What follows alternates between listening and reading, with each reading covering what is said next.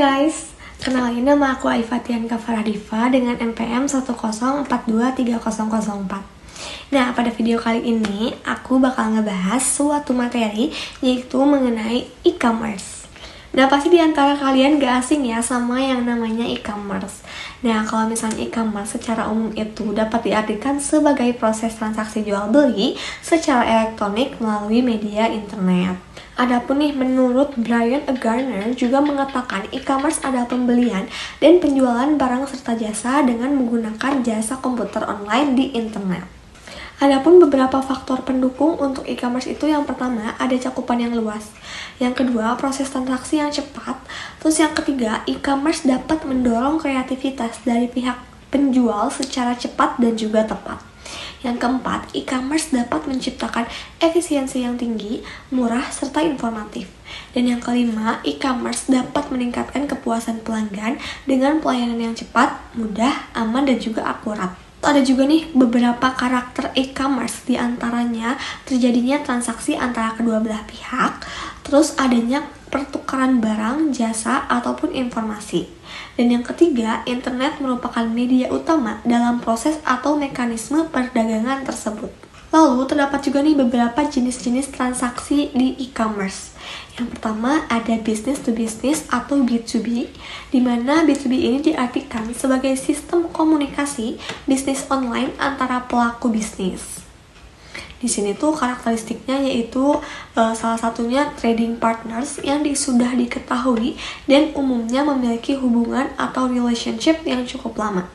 Yang kedua ada business to customer atau B2C, di mana B2C ini merupakan transaksi retail dengan pembeli individual, juga dapat berarti mekanisme toko online yaitu transaksi antara e-merchant dan juga e-commerce. Nah, yang kedua ada business to customer, di mana B2C ini merupakan transaksi retail dengan pembeli individual, atau juga dapat berarti mekanisme toko online yaitu antara transaksi antara e-merchant dan juga e-customer, di mana salah satu karakteristiknya itu terbuka untuk umum. Yang kedua ada customer to customer atau C2C, di mana C2C ini adalah transaksi yang dimana konsumen itu menjual produk secara langsung kepada konsumen lainnya. Nah, juga seorang individu mengiklankan produk barang atau jasa, pengetahuan maupun keahliannya di salah satu situs lelang menurut Munir Fuadi. Lalu ada juga customer to business atau C2B, yaitu di mana individu menjual produk atau jasa kepada organisasi dan individu yang mencari penjual dengan melakukan transaksi. Nah, kalau tadi udah aku sebutin 4, selanjutnya yang kelima ada non-business electronic commerce, yaitu meliputi kegiatan non-bisnis seperti kegiatan lembaga pendidikan, organisasi nirlaba, keagamaan, dan juga lain sebagainya. Terus yang keenam ada intra-business organizational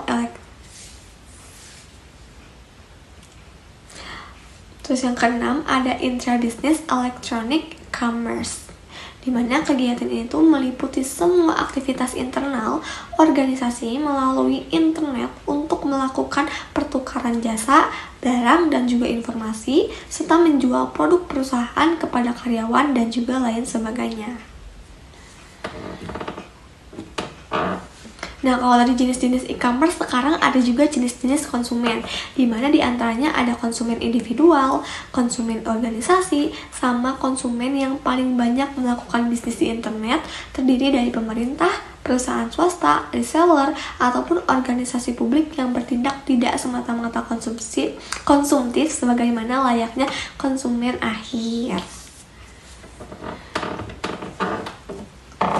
Kalau misalnya nih jenis-jenis konsumen itu berdasarkan perilaku ada juga 3, yaitu impulsive buyer, pattern buyer, sama window shopper.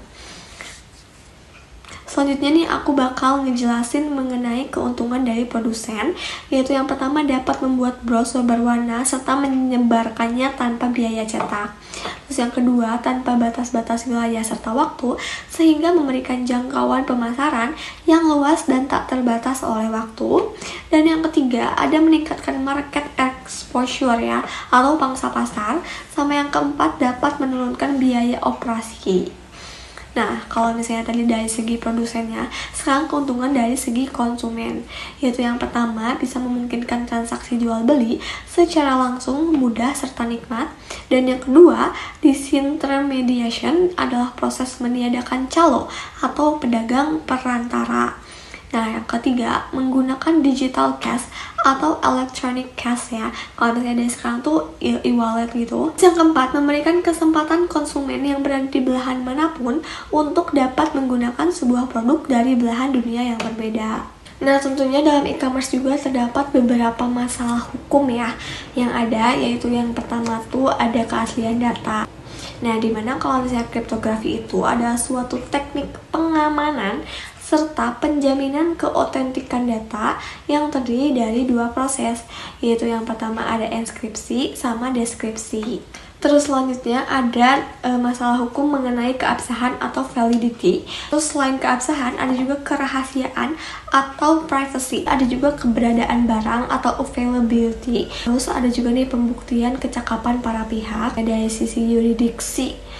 Nah, kalau misalnya secara perdata itu di Indonesia tuh suatu perselisihan gitu ya akan diselesaikan di Badan Peradilan Indonesia atau Choice of Forum dan Hukum Indonesia. Kalau misalnya secara pidana adanya 4 sistem pembuktian. Nah teman-teman, sekian pembahasan aku mengenai e-commerce. Semoga kalian bisa lebih luas nih ya memahami tentang e-commerce sendiri. Aku Aifa pamit undur diri, mohon maaf bila ada kesalahan kata atau penyampaiannya. Terima kasih atas perhatiannya. Wassalamualaikum warahmatullahi wabarakatuh. Bye.